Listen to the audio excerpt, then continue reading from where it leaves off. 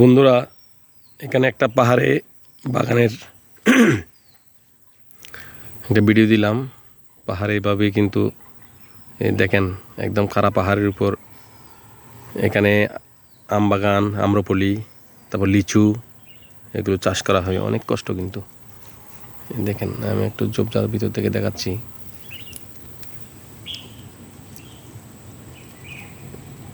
ভিডিওতে কেমন আসতে যায় না, অনেক বড় এলাকা।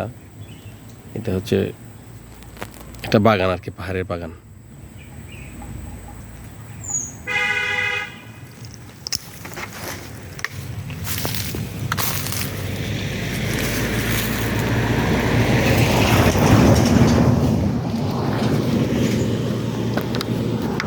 এদিকে একটা বাগান আছে।